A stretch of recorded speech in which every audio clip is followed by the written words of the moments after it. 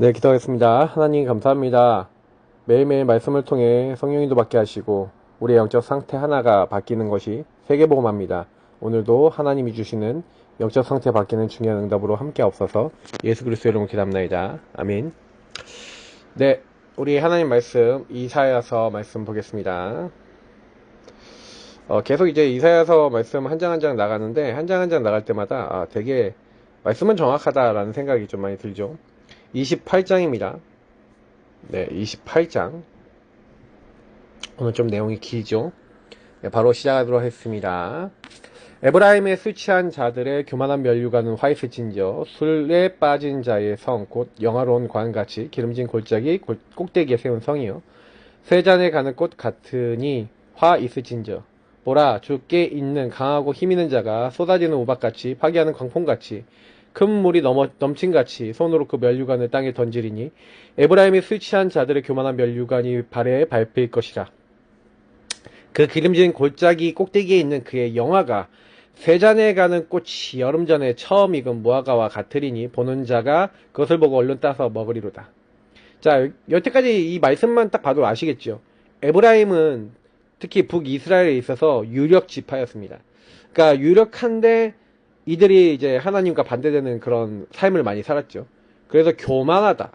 술 취한 자들의 교만한 면류관. 이렇게 표현하고 있습니다.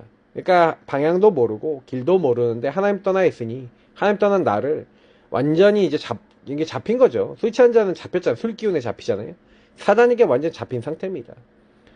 세잔에 가는 꽃 같다. 그러니까 하나님이 이제 그 면류관을 땅에 던지도록 강하고 힘있는 무엇인가를 통하여 완전히 그들을 박살내시는데 발에 밟힐 만큼 그 면류관이 발에 밟힌 만큼 하나님이 그래서 그 기름진 모든 것들을 다 빼뜨려 버리시겠다라는 거죠. 자, 그날에 만군의 여호와께서 자기 백성이 남은 자에게 영화로운 면류관이 되시며 아름다운 화관이 되실 것이라. 그래서 항상 한쪽에는 심판, 한쪽에는 구원이죠. 그러니까 저와 여러분은 구원의 이미 흐름 속에 와 있는 것을 항상 감사하시길 바랍니다. 우리는 이미 구원 받았고 구원의 놀라운 영적 축복 속에 있어요. 근데 중요한 거는 뭔지 아십니까? 구원을 받았는데 복음을 못 누리면 에브라임처럼 돼요. 자, 에브라임처럼 된다는 게 뭐예요? 시달려요. 고통받아요. 그래서 구원과 구원의 의미를 자꾸 누리시고 복음 안에 계속 거하시고 복음을 듣는 자리, 복음을 누리는 자리, 복음으로 힘을 얻는 자리, 복음으로 나 자신을 바꾸는 자리에 계속 들어가셔야 돼요. 제가 하나 도움을 드리자면, 정식기도를 굉장히 많이 드려보시는 것도 좋은 방법인데요. 자꾸 뭐하냐, 24를 하나님과 가깝게 하며, 나를 자꾸 하나님께 많이 드리면 드릴수록, 그리고 나의 생활과 나의 삶 속에 일어나는 나의 모든 것을 주님과 대화 나눌수록, 더 그런 응답이 좀 빨리 오는 것 같아요. 그러니까 그때 이제 만군의 여호와께서 자기 백성의 남은 자, 그러니까 우리 구원을 누리고 있는 사람에게 영화로운 면류관이 되시고 아름다운 화관이 직접 되신대요. 그래서 재판석에 앉은 자에게는 판결하는 영이 되시며 성문에서 싸움을 물리치는 자에게는 힘이 되시리로다. 하나님 지키시는 거죠. 그리하여도 이들은 포도주로 말미암아 옆구름치며 독주로 말미암아 비틀거리며 제사장과 선지자도 독주로 말미암아 옆구름치며 포도주에 빠지며 독주로 말미암아 비틀거리며 환상을 잘못 풀며 재판할 때 실수하다니 모든 상에는 토한 것 더러운 것이 가득하고 깨끗한 곳이 없도다. 이렇게 하나님이 사실은요, 구원받은 사람 또 구원의 축복 속에 있는 사람을 지켜도 사실은요, 이 상태가 어떤 상태예요? 완전히 육신의 것에서 해방되지 못한 상태. 육신의 과거의 각인뿌리 체질이 치유되지 않은 상태. 그래서 과거의 흐름을 그대로 가지고 살아가고 있는, 그래서 깨끗한 곳이 없는, 토한 것이 가득하고 더러움이 가득한 육신의 육신의 삶 자체가 근본이라고 하는 것을 통해 하나님을 만났지만, 하나님 함께 하지만 그 삶의 각인뿌리 체질이 이어진 것은 온전히 치유되지 않은 상태의 모습들이죠. 그래서 그들이 이르기를 그가 누구에게 지식을 가르치며 누구에게 도를 전하여 깨닫게 하려는가? 젖떨어져 품을 떠난 자들에게 하려는가? 대저 경계에 경계를 더하며 경계에 경계를 더하며 교훈에 교훈을 더하며 교훈에 교훈을 더하되 여기서도 조금 저기서도 조금 하는구나 하는도다. 그래서 제가 아까 얘기한 그 부분인 거죠. 누구에게 우리가 그런 상태에서 지식을 가르치고 하나님을 알려줄 수 있겠습니까? 증인이 아닌데요. 그러니까 말꾼밖에 안 되는 거죠. 단어는 얘기해도 말로는 얘기해도 그 안에, 단어 안에 있는 의미와 영적 축복이 전달될 수 없는 그런 상태가 되어 있는 거죠. 그래서 그러므로 더듬는 입술과 다른 방언으로 그가 이 백성에게 말씀하시리라. 전에 그들에게 이르시기를 이것이 너희 안식이요 이것이 너희 상쾌함이니 너희는 곤비한 자에게 안식을 주라 하셨으나 그들이 듣지 아니하였으므로 여호와께서 그들에게 말씀하시되 경계에 경계를 더하며 경계에 경계를 더하며 교훈에 교훈을 더하며 교훈에 교훈을 더하고 여기서도 조금 저기서도 조금 하사 그들이 가다가 뒤로 넘어져 부러지며 걸리며 붙잡히게 하시리라. 그래서 똑같은 이제 뭐 부분들이 좀 나오는 건데, 그래서 더듬는 입술 다른 방언으로 그가 이 백성에게 말씀하시리라. 그죠? 전에 그들에게는 이것이 너희 안식이요 너희 상쾌함이니 너희는 곤비한 자에게 안식을 주라. 근데 하나님이요 잘 못 알아듣는 말 같은 걸로 이렇게 얘기하셨는데 그렇게 해서 답을 주셨는데도 불구하고 그들이 듣지 아니하였다는 거예요. 그래서 하나님께서 여호와께서 말씀하시는 거죠. 경계에 경계도 하고 경계에 경계도 하고 교훈에 교훈을 더하고 교훈에 교훈을 더해서 여기서도 조금 저기서 조금 이렇게 얘기하는데 그들이 그 말씀을 이렇게 사실은요 딱 듣고 이렇게 돼버리는 거예요. 뒤로 넘어져 부러지며 걸리며 붙잡히게 하시리라. 그래서 그러므로 예루살렘에서 이 백성을 다스리는 너희 오만한 자여 여호와의 말씀을 들을지어다. 그죠? 이 백성을 다스리는 너희요 오만한 자여. 그러니까 사실은 지도자들에게 하는 말이기도 하지만 하나님을 떠난 오만한 자리에 있는 그 사람들에게 얘기하는 것이기도 합니다. 굉장히 중요한 부분들이죠. 왜 여기서 얘기하고 있는 너희가 말하기를 우리는 사망과 언약하였고 소울과 맹약하였은즉 넘치는 재앙이 밀려올지라도 우리에게 미치지 못하리니 우리는 거짓을 우리의 피난처로 삼았고 허위 아래 우리를 숨겼습니다 하는도다. 그러니까 사망과 그러니까 수울은 이제 지옥 같은 걸 얘기하는 거 아니겠습니까? 죽음을 얘기하는 건데 그걸 피난처로 삼았대요. 그래서 그러므로 주 여호와께서 이같이 이르시되 보라 내가 한 돌을 시온에 두어 기초를 삼았노니 곧 시험한 돌이요 귀하고 견고한 기초돌이라. 그것을 믿는 자는 다급하게 되지 아니하리로다 하면서 하나님이 우리에게 주신 진정한 우리를 구원할 수 있는 반석, 그리스도, 구원을 얘기하는 거죠. 그 그리스도를 우리의 주춧돌로 반석으로 두고 기본으로 두는 사람은 흔들리지 않고 죽지 않는데 그 그리스도를 무시하고 그리스도 알지 못하는 사람들은 완전히 실패하고 망하게 됩니다. 그래서 나는 정의를 측량줄로 삼고 공의를 저울추로 삼으니 우박이 거짓의 피난처를 소탕하며 물이 그 숨는 곳에 넘칠 것인즉 너희는 사망과 더불어 세운 언약이 패하며 소울과 더불어 맺은 맹약이 서지 못하며 넘치는 재앙이 밀려올 때 너희가 그것에게 밟힘을 당할 것이다. 그러니까 재앙이 왜 오냐? 문제가 왜 오냐? 이제 이 의미를 아셔야 돼요. 그래서 그것이 지나갈 때마다 너희를 잡을 것이니 아침마다 지나가며 주야로 지나가리니 소식을 깨닫는 것이 오직 두려움이라. 그래서 저는 되게 많은 분들을 보면서 진짜 하나님 앞에 예배드리고 하나님 말씀을 소중히 하고 하나님을 소중히 하고 싶어 할까? 각 개인이 과연 그럴까? 그런 마음이 정말 있을까? 저는 그 생각을 좀 많이 해보거든요. 그러니까 오히려 사망과 세상의 것을 가지고 맹약하고 그거를 더 의지하고 하나님보다 다른 것을 이제 사실은요 의지하는 사람들이 오히려 그것을 통해서 아침과 주야로 그게 잡아버려요. 그러니까 두려움이 계속 오는 거예요. 그래서 침상이 짧아서 능히 몸을 펴지 못하면 이불이 좁아서 능히 몸을 싸지 못한 같으리라. 그래서 뭔가 안 맞아 들어가는 계속 일들이 계속 일어나요.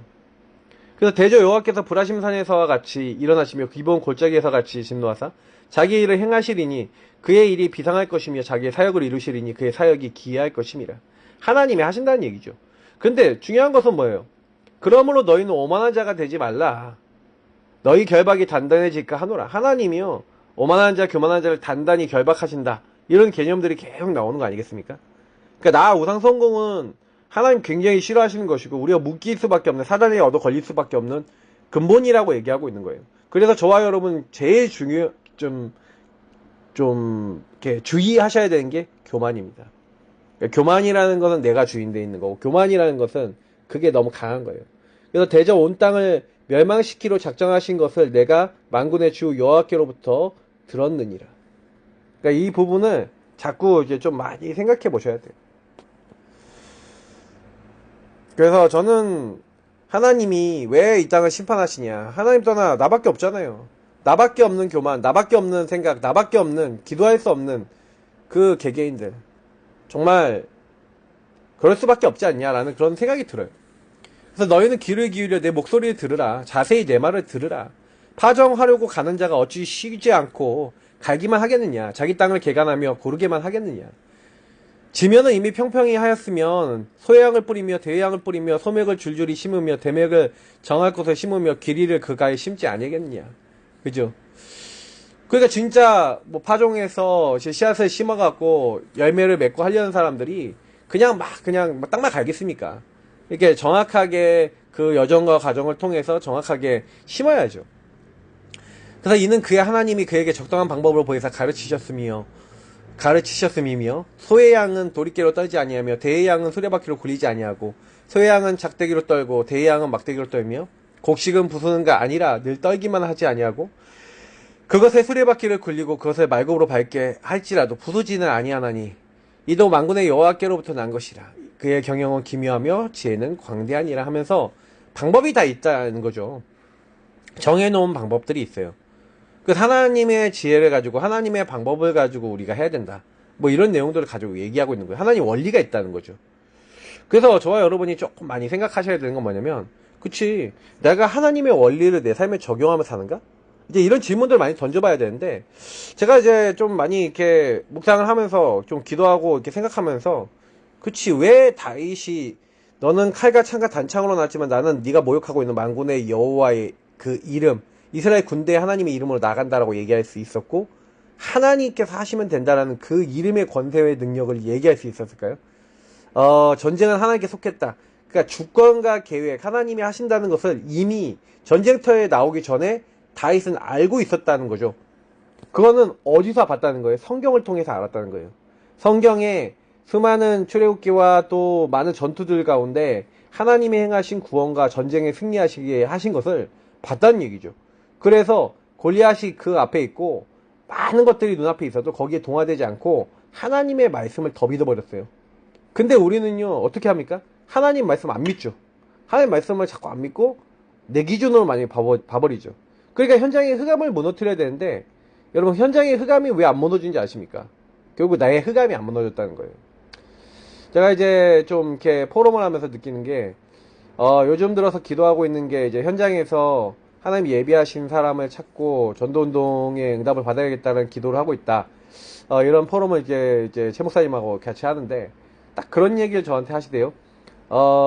현장에 들어가서 사람을 찾으려고 하지 말고 흑암이 무너지면 사람이 붙는다. 그런 얘기를 하는데, 저 그 말이 무슨 말인지 듣자마자 알았어요. 그리고 제가 메시지도 계속 그렇게 했는데, 내가 보니까 막상 현장에 들어갈 때 나도 모르게 내가 하려는 게 있구나 라는 게 잠깐 포럼하는 가운데 보여지더라고요. 그렇지, 내가 현장에서 내가 바꾸려고, 내가 만나려고, 내가 하려고 그러는 게 있구나. 이게 바뀌어야 되는 거구나. 제일 먼저 현장 가서 복음 누리고 현장의 흑암을 무너뜨리기 전에 내 안에 있는 흑암이 먼저 무너져야 되겠구나. 이제 이겁니다. 먼저 저와 여러분의 근본 불신앙 상태가 해결되셔야 돼요. 그러니까 이게 해결된 다윗이 골리앗 앞에 간 거예요. 근본 불신앙 할 수밖에 없잖아요. 두렵지 않습니까? 키가 거의 3m 되는 장군인데. 근데 그 문제가 유일한 문제, 하나님 떠나 죄와 사단에 묶여 있고 이미 우상신에게 잡혀 있고 하나님 떠나 있어서 소리는 크게 지를지언정 아무것도 할 수 없는 상태라고 그렇게 봤던 다윗이 사실 승리할 수 있는 건 당연한 거였습니다. 근데 우리는 그렇게 안 보잖아요. 육신의 모습만 보잖아요. 대단함을 보잖아요. 그래서 이길 수 없다고 하잖아요. 그죠? 근데 그래서 여러분, 현장에서 현장을 살리는 사람은요, 흑암을 무너뜨리고 현장을 변화시키는 사람은요, 복음을 기준으로, 유의성을 기준으로 모든 걸 보는 사람이에요. 제가 이번 주에 사실 그 얘기를 드린 건데, 편집 설계 디자인이 돼야 되거든요. 안 바뀌어요. 안 바뀌기 때문에 사단에게 완전 얻어 걸려서 살아요. 그래서 오늘 전도학교 딱 참여하면서도 저 그 생각 많이 했어요. 진짜 그렇지. 복음을 받았는데 실제로 아니지. 근본의 부분들이 해결이 안 되는 우리의 모습들이 진짜 여러분 보이셔야 오직 예수, 오직 그리스도, 예수가 그리스도란 게 나에게 진짜 오직이란 가치와 의미로, 절대 가치와 의미로 진짜 받아들여지지 않겠습니까? 그래서 오늘 사실 로마를 본 제자들, 로마도 봐야 하리라. 여러분 최고 응답 받았을 때 했던 말이에요. 내가 예루살렘 갔다가 로마도 봐야 될 것이다. 237 나라 5천 종족 있기 때문에 물론 가야 된다. 물론 그것도 있고요. 주님이 땅끝까지 이르되 증인되게 하셨기 때문에. 다시 말하면 세계복음화. 또 세계복음화 가장 영향력 있는 나라, 영향력 있는 왕, 영향력 있는 사람들이 다 있는 곳이 로마입니다. 그래서 사실 로마를 가야 되겠지만 실제로는요, 로마 가도 로마가 어떻게 흑암에 묶여있고 로마가 어떻게 영적으로 잡혀있는지를 못 본다. 못 살리죠. 근데 그 현장을 살릴 수 있는 그림과 답과 내용을 다 준비한 게 바울이었죠. 그러니 그 현장을 영으로 볼 수 있고 그 현장의 영으로 그 현장을 보도록 제자를 키우고 제자가 훈련되어지고 제자가 또 다른 제자를 키울 수 있는 너희는 가서 제자를 삼아 그 그림이 완성이 된 거죠. 그러니까 그 그림을 가지고 집중하면서 그런 제자를 세워서 또 그 제자들이 문제와 사건과 일과 갈등에 흔들리지 않고 거기에 성령인도 받고 성령의 역사가 일어나서 성령의 열매 맺을 수 있는 사람으로 딱 준비시킬 수 있는 그런 중요한 응답들이 임하게 된 겁니다. 그러니까 나머지는 다 이렇게 되기 시작한 거예요. 그래서 정말로 우리는 현장에 이제 나가기 전에 현장 나가서 살릴 수 있는 치유된, 그러니까 역사와 여러분 개인과 모든 흐름을 잘 보는 사람이 되셔야 돼요. 역사의 모든 유명한 영웅이라고 하는 사람들이 전부 다 나 중심의 끝판이었어요. 하나님 떠나 오직 나밖에 없는 사람들이 많았어요. 사단이 완전히 그 사람들 장악했어요. 나폴레옹 같은 사람 보면 아시고, 그냥 중요한 게 뭐 전쟁 영웅들이 전부 다 나중에 뭐 사람도 많이 죽였는데다가 많은 걸 했지만 자기 것을 얻기 위해서 결국 뛰었다는 거죠. 근데 왜 세상은 점점 어려워집니까? 왜 노예포로 속국됩니까? 왜 세상은 자꾸 어렵죠? 이 하나에 없는 나 중심에 있는 사람들이 세상을 지배하고 있기 때문에 그래요. 그래서 사실은요, 빛이 정말 현장에 필요한 거예요. 그래서 너희는 가서 제자를 삼아. 이게 전부 답니다. 우리는 내가 제자 되고 제자를 세우고 그 현장에 예비되어 있는 제자 찾는 게 전부 다라는 거예요. 그래서 로마서 16장에 로마에 숨겨진 보호자, 동역자, 식주인, 뭐 브리스길라, 아굴라 부부 같은 이런 사람들, 뭐 나기스의 권속, 뭐 여러 사람들이 나오잖아요. 근데 이런 사람들을 탁 세워나간 게 끝이었다는 거예요. 간단하게 뭐 제가 얘기 드렸지만 진짜 여러분하고 제가요, 어떤 사람입니까? 내가 제자입니까? 그리고 제자를 세울 수 있는 그림이 있습니까? 내용이 있습니까? 그렇다면 하나님이 우리를 쓰시겠죠. 근데 내용이 없다면 쓰임받을 수 있겠습니까? 저는 그런 생각을 많이 합니다. 오늘 좀 이렇게 여러분 하루 시작하시고 기도하시면서 진짜 나는 무익한 자입니다. 아까 우리 그렇게 이사야서 말씀 쫙 읽었는데, 에브라임이 우리잖아요. 에브라임이 우리잖아요. 하나님 자꾸 떠나는 그 모습이 우리 모습이잖아요. 패배하고 실패할 수밖에 없는 인생이 우리잖아요. 그런데 그런 죽은 우리를 살리셨잖아요. 그리스도 안에서 하나님이 우리의 모든 것이 되시잖아요. 그래서 우리를 통해 정말로 복음 모르고 골리앗처럼 그래서 하나님 떠나서 하나님 저주하고 있는 세상, 정말로 붙잡혀 있는 그 사람들 그 현장에서 살리도록 우리를 그 현장에 보내시는 거잖아요. 근데 내가 그 현장에 동화되면 되겠습니까? 그 현장에서 내가 누군지, 왜 나를 부르셨는지 의미를 깨달으시고 하나님이 주신 힘을 가지고 오늘도요, 하나님 나는 이 현장에 선교사요, 하나님 이 현장에 렘넌트요, 내 이 현장에 복음 전할 자입니다. 이 현장에 수많은 묶여있는 사람들, 정말로 하나님 죽어있는 영혼들 살리도록 죽은 나를 살리신 하나님이 정말로 하나님이 원하시는 제자를 만날 수 있도록, 하나님 그들에게 복음을 선포할 수 있도록 나에게 힘을 더해달라고 기도하시면서 여러분 이 현장에 복음을 누리시고 복음을 전달할 수 있는 기도가 시작되어 주시고, 흑암이 여러분 자신에게 먼저 무너지시고 현장의 흑암도 무너지는 중요한 응답 임하시길 축복합니다. 하나님 오늘도 흑암이 무너지고 성령의 역사하시는 최고의 날이 되어 하나님께 영광 돌리게 하옵소서. 예수 그리스도 이름으로 기도합니다. 아멘. 네, 승리하시길 축복합니다. 그리스도